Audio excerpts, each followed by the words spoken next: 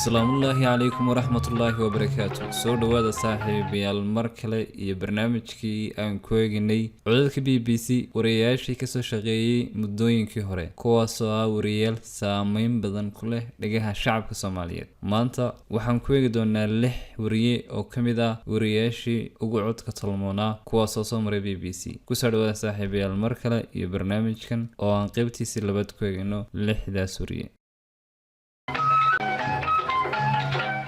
halkani waa BBC London oo idin kala hadlaysa hirarka gaagaaban ee 13 iyo 16 mowjadaha FM-ka iyo waliba internetka oo ciwaankeenu yahay bbcsomali.com.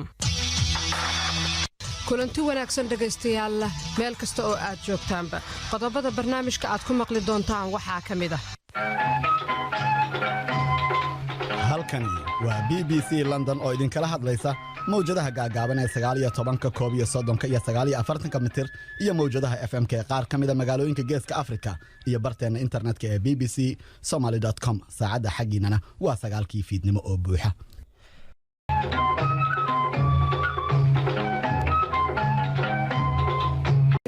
roobabka laxaadka lihi in ay baabiyeen oo ay jabiyeen biyo xidheen dabeetana taas oo ay keentay biriijyadii iyo dhismayaasha qaar daadkii in ay qaadeen.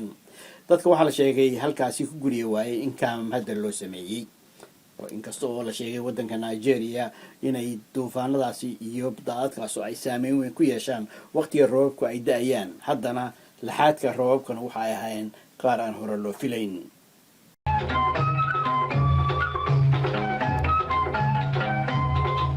madaxweyne Trump ayaa u adeegsaday khudbadu ka jeediyay waddanka Poland baaq ah in la difaacdo ilbaxnimada reer galbeedka iyo waxyaabaha kale oo ay qadariyaan oo ay qiimeeyaan. dad aad ugu khushuucsanaa oo kula hadlayay magaalada caasimadda Warsaw ayuu u sheegay reer galbeedka in looga baahan yahay inay iska difaacaan halista marka laga bilaabo buu yiri argagixisada mayalka adag ee Islaamiga iyo go'aanada ay gaaraan madaxda aan la dooran. Donald Trump waxa uu ku booriyay dawladda Ruushka inay joojiso waxa uu ugu yeeray dhaqdhaqaaqyada xasilooni darrada ay ka wado.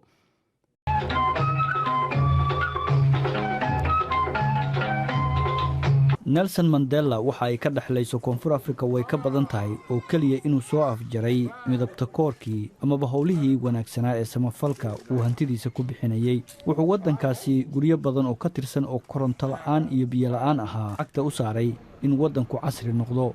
wuxuu meel isugu keenay shirkadaha waaweyn ee dalka isla markaana wuxuu dhigay qorshe caawiyay in sare ay u soo kacdo heerka nolosha dadka. What Nelson Mandela envisioned was a pragmatic